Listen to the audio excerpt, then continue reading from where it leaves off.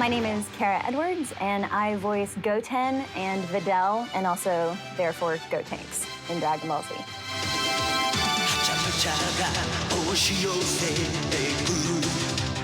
The first person I knew who is now a Funimation actor was Kyle Hebert. And Kyle and I did a show called The Squeege and Kara Show on Radio Disney for 6 years. And Kyle was, and still is, was a huge Dragon Ball Z fan. And he used to talk about the show all the time. Well, then one day, there was an ad in the paper that said that there was going to be open call auditions happening in Fort Worth. And so he comes in and says, oh my gosh, we have to go on this audition. We have to go do this. And I'm like, why? It sounds weird. What is it again? Okay. So Kyle is the reason that I actually went into Funimation to begin with. And when I first went in, it was my first audition. I didn't know what I was doing. I had never been in a booth like that. I worked in radio, so I knew how to do like cartoon voices, but I was so lost. And so I remember getting there and just being very overwhelmed by the whole process. And I think did I audition for Videl and Goten? Or I think I auditioned to be a girl named Lime in one of the original movies. And I do remember my first audition with Videl, though, because I used to wear pigtails all the time. And of course, I have brown hair and blue eyes, and this would have been a long time ago, so I was a lot younger. And I remember the first time she came on screen, I was like, is this a joke? Okay, so I'm meant to, I just knew I was meant to voice that role. The boy thing, I remember being very strange. I remember asking, how do you voice a boy? And they kept saying, just be really gravelly with your voice. And it doesn't sound like a boy to me, but I did what I was told.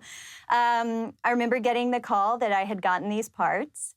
And as soon as I got the parts, I had gotten very sick. I got the flu, and I got laryngitis. And I had laryngitis for 2 weeks, and I wasn't allowed to talk for 2 weeks, and I almost lost the parts because they were needing people who could come in right away and record, and I almost lost it. And I actually went on a campaign. I wrote him a letter because I couldn't talk. And I wrote him a letter and said, please let me, I really want to be a part of this show, so please let me do this, and forgive me, and I'll promise I'll take care of my voice for the rest of my life, and all this stuff. And they, thank goodness, they let me, so. You! Tell me who did this. It hardly looks like police work. Oh, I guess I wasn't looking. I can't believe I missed it. I should have stopped them. Funimation back in, back in the, how many years ago was that? That had to have been almost 15 years ago that we were doing this. And so the original Funimation building was in Fort Worth, Texas, and it was this tiny little space. And so when you went inside of it, I remember the booth was really tiny that we recorded in. The space was really tiny. It was in an office building. I remember having to park behind the building to go in, and it was a bank. I think it was inside a bank or something. And it would be you, the engineer, and the director. And a lot of times we would record on the weekends. And so, and I don't know why, but we did. And so I do remember, I worked with Chris Sabat a lot. I worked with Justin Cook a lot. I worked with Chris Bevins quite a bit.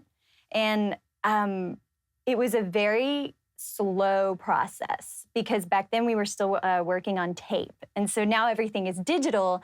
Back then we were, this is old school. Thankfully we were past reel to reel, but we were still working on tape. And so for every take you did, they would actually rewind the tape. And so if you wanted to get it on your first take as much as possible. And there wasn't any time to really, you just kind of did it. So the original to me just sounds awful. When I go back and listen to it, I'm like, oh, it just grates all over me. And, plus the fact, I think I was 20 years old. I didn't know what I was doing at all. And so I do, the tape process, I remember it being very slow and very painstaking. And so we would take a lot of breaks. And back then, everybody smoked. I did not, but a lot of the like directors and stuff, they smoked cigarettes, and so they would take these cigarette breaks all the time, and they would use it as their excuse. And so it felt like every half hour to an hour, it's like break time, and breaks would last forever. And we had no supervision, and so we would like get into these lengthy conversations. I mean, sorry to whoever's like, the Funimation gods are going to come and like empty my bank account or something. But we worked for so many hours where we did nothing. Like we just sat around and talked, and like it was crazy. So yeah, when I compare the old days to how it is now it's like, and now like we care more. I mean, I say we cared then, but it was more about this. I was young and I just thought it was like cool to hang out with like the cool kids. And so now when I come in, I'm like, no, I really want this to sound good. And so like, let's do that take again, because I want it to be better. And it's so much faster and it's so much more regimented. We're not going to sit around and chit chat. And now you go 2 hours before you take a break. Those were fun days, though, man. There was a lot of. I miss it. I miss it because I miss sitting around and just getting to know each other. And we knew everything about everybody's personal life. Like Chris Sabat had to hear about every guy I dated. He had to hear about every and then he did this. And then, I mean, it was just crazy. And they would make fun of, oh gosh, we had so many jokes. They would make fun of us like crazy. And he had all these awful nicknames for me, and he would like call them out in the middle of sessions. And oh, gosh, those were fun days. Go on! Huh? Can I come? I want to see your school. You'd better not. I think you'd attract too much attention on that thing. Yeah, I guess you're right about that. See you later. Bye. Have fun today. I will. I don't know that I realized that I was one of the only women working at Funimation in the beginning.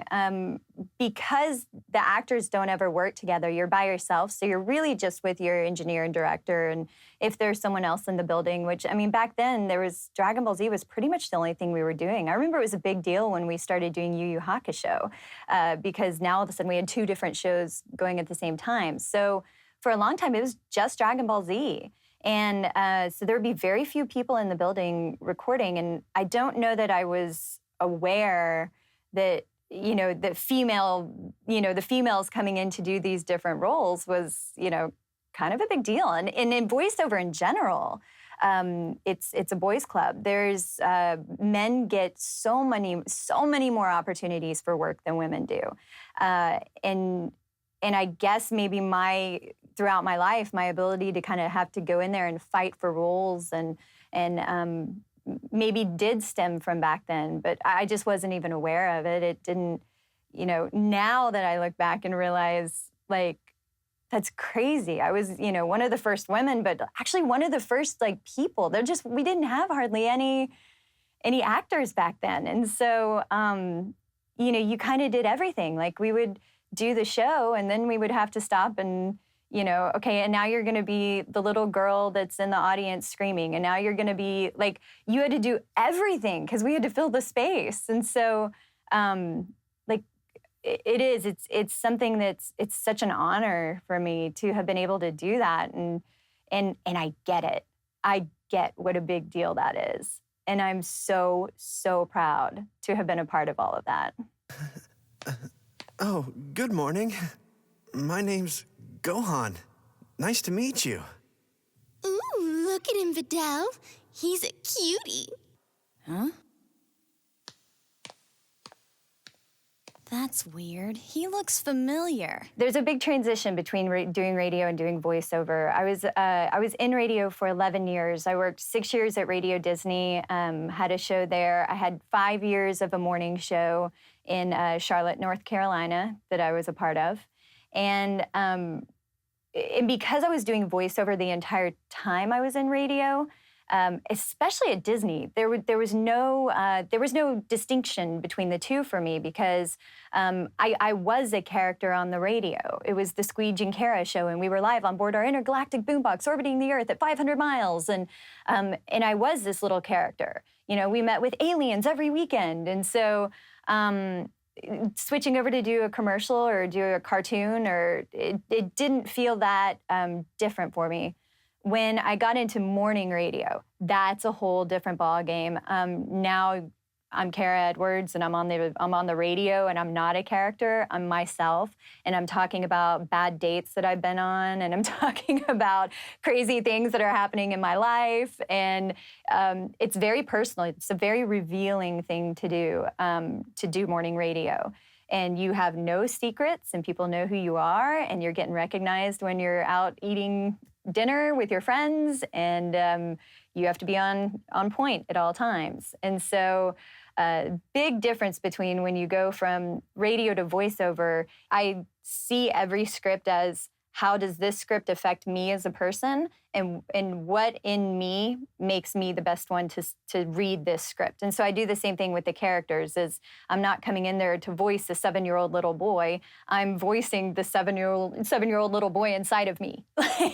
It's still me. I see myself in every role, which is different than I think some actors like to, now I'm stepping into this part, and I don't see that. I see, okay, now this is me as this, which brings a little bit of a different, I don't know which way is better. It's just the way I've always done it. But, especially with like commercials and what have you, is it brings a little bit more of a personal sound. Instead of I'm selling something to you, I'm actually telling you about it. It's me saying this. And so I guess in a way, radio and voiceover would have that similarity, because it's the same thing on the radio. It's just that fortunately, I don't have to talk about my bad dates when I'm reading commercial copy, so. This energy business, what are you talking about? It's like this.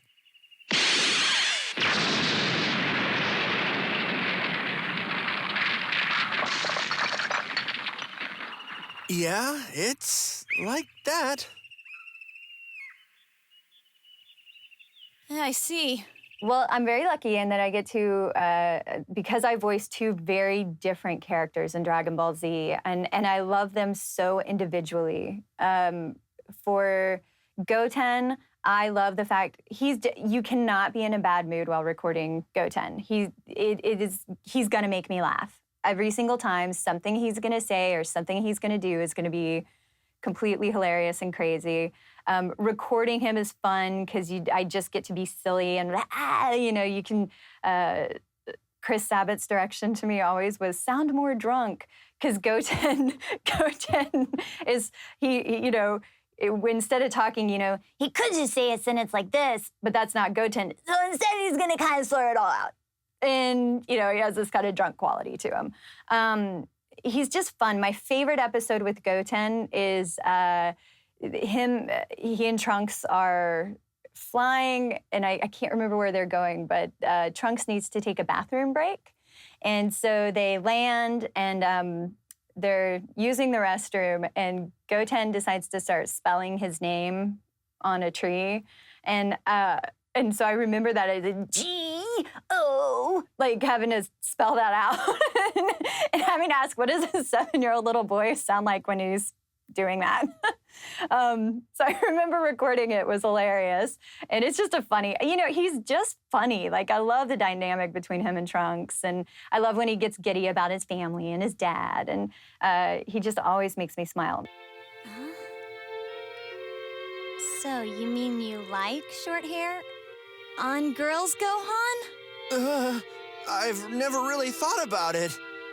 I just meant that if you get it cut, it won't get in your eyes when you're fighting, and plus, your opponents won't be able to grab it during a match.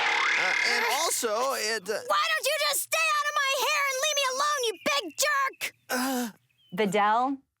Videl is my heart. Videl is, I still get emotional over Videl. She's me. Like, that's what it took me so many years to realize, that I am Videl. She is me. Like, we are the same person. And I love Dragon Ball Z is a show it's kind of silly, and it's a little two-dimensional. A lot of the characters are just kind of flat. They are who they are. Videl is, in my belief, one of the most three-dimensional characters in Dragon Ball Z, because she is a superhero, and she is independent, and she is very, very strong, and she is fully capable. She does not need anybody's help, except for that she does. and she falls in love. And she, there's a point at which Gohan tells her, "You should consider cutting your hair." And he tells her this because he's thinking for fighting reasons. And she's like, "You don't like my hair?" And so she immediately goes and chops off all her hair. And that's when you realize, like, she's got a big crush on this boy. And how very vulnerable is that, you know? And then she gets upset because he doesn't notice that she's cut her hair. And so she goes through very realistic things. We also find out that Videl is very, very, very vulnerable. And she's not the superhero she believes she is, because she gets completely beat to a pulp by Spopovich in a gut-wrenching episode. I mean, it is absolutely the most brutal fight in Dragon Ball Z. And it's so realistic, and it's painful to watch. It was painful to voice. It is one of 2 times in my life I've cried in the booth while recording. Because I went there. Like, that fight was really, vocally it hurt to do, but it was, she was hurt. There's a point at which she starts, a tear comes out of her eye, and you just realize, like, it's so powerful for Videl. That's a big deal for her. And so when that happened, it wasn't until we had finished the take, I did the whole thing in one take, and I realized that I was crying as well. As the years have gone on, and I do go to these conventions, and I've had so many girls come up to me and say, I was bullied in school, and Videl was, my idol growing up because she was strong and she was capable, and she, it was the first female role model that I had. And I take every one of those to heart. And I just take her so seriously. And I'm so proud to have voiced that character, because she is such a dynamic and wonderful character. So even though Goten is the bigger character of the two, he's the more popular, he's the more of a main character, Videl's my heart. I love her, and I always will. Time to end this. Now!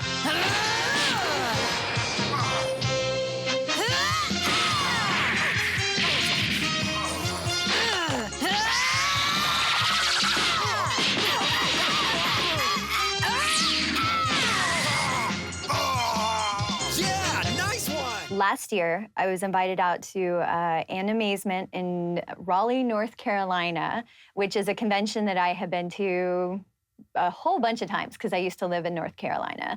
And so they invited me. It was kind of a last-minute phone call. They said, "Do you want to come out?" Sure, okay, whatever.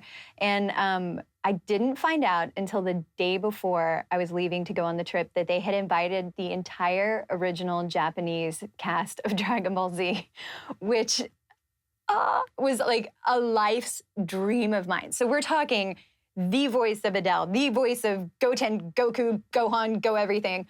And all of Piccolo was there. And everybody was there. And the reason I was flown out is they were flying out the English counterparts for all of the original Japanese actors. And so there had been, to my knowledge, there was very little advertisement that this was happening. And they hadn't really let anyone know, because I think if they had, there would have been people flying in from all over the world. And so we had this Dragon Ball, like the ultimate Dragon Ball Z panel, where it's literally, we were all sat next to, like, here's the English actor, here's the Japanese actor. And the amazing woman who voices Goku and Gohan and Goten and she voices all of them as children and adults. So she sat next to Sean Schemmel, who's the voice of Goku. And because it was so crazy so Sean Schemmel's there, Kyle Hebert is there, and I'm there. And so this one woman, it takes 3 of us to do what this one woman does. And then I got to meet Videl, and she is so beautiful and kind, and her spirit comes out. So we have this panel, and I would say maybe like 300 people showed up for it, and they were just like people for the convention, and who would have been there anyway. And I was so worried going into it, like, are they gonna, are people gonna get it? Are the fans that are here, are they going to understand that this is a once-in-a-lifetime thing? This is never happening again. And are they going to understand what a big, big deal this was? And the energy in the room was so overwhelming when I got in there, and it's all over YouTube. I mean, you can see I cried through the whole panel. As I looked around and I kept looking up and down and just realizing what a historic and amazing thing was happening for this show that affected so many people. And everything that, like, we all did our voices and we all went all the way down the line, everybody doing a line from the show. I'm just crying like a baby. You see me in the video, I keep having to turn around because I'm literally wiping away the tears the whole time I'm sitting there. And at one point they asked Yuko, the voice of Adele, they asked her, they said, what is it like? They said to Kara, and what is it like to meet each other? And I tried to explain, I said, Dragon Ball Z had such an impact in my life and changed my life in so many amazing ways. And there's only one other person that knows what that feels like, to look into the eyes of Adele and feel her in your heart and in your soul and have given life to this amazing character. And I said, there's only us two in the world that really know what this experience is. And I said, so it's so powerful to meet each other. And she inserts in and she says, when I met Kara, I knew I had met my family. And of course, then I'm just like, it's over. I'm bawling my brains out. And but that whole weekend, I was so nervous going into it, and the respect. Oh, we had so much respect for these. I mean, these were the pioneers. This was my first foray into voice acting. This was, what they did shaped what I did. And so, shaped what I still do. And so those were my first mentors in voiceover. Those were my first everything in voiceover. And so it was so powerful, just the whole weekend. We just were like this family. We sat in the green room together all weekend and we played music together, and there were guitars there and sang songs together. And everybody wanted to know, what's it like being a voice actor in Japan? What's it like being a voice actor in America? And they thought it was so crazy that I had my own studio, because that's just not even a possibility in Japan. And I think it's so crazy because they're like more famous than the actors in Japan. And so it is the whole experience of it. I was so unbelievably honored to have been able. I mean, I can never thank the folks at Animazement enough for allowing that to happen, because I can't see it ever happening again. And wow, what a powerful and beautiful time in my life.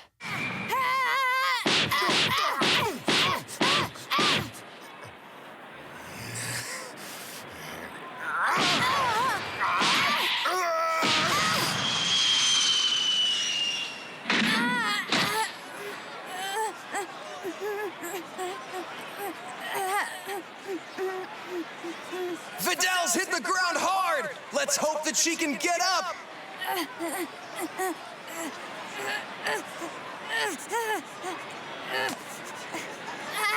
Oh, Vidal is struggling to get back in the fight! What willpower! What determination! No, I will never give up, never! I think that Dragon Ball Z has been around, or it has been as popular as it has been for so long.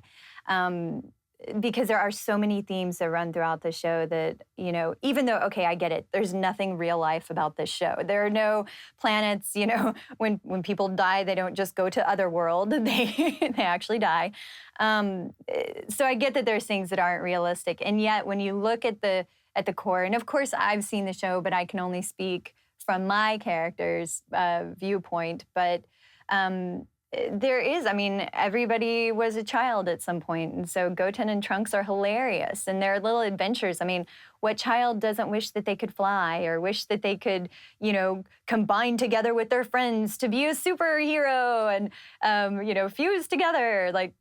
That's amazing. So there's these fun and silly things that happen in Dragon Ball Z. But then there's also very real things, people meet and they fall in love and they get beat up and it hurts. And there are real there are very real. You know, the friendships that last a lifetime, and how this family of Saiyans comes together, and they're always there for each other no matter what. And it is an incredibly loyal and beautiful message, and it's something that, gosh, if we could all have more of that, you know? Oh, my friend over here, my brother is hurting, and so I'm going to, you know, go and save them. And who cares at what cost to me? Who cares? Because that's what matters the most. And it's yeah, there's so many themes that run throughout Dragon Ball Z that make sense to you know, so many people, and I love it. I love being a part of this show, and I love that it's gone on forever, and I hope it never ever ever ends.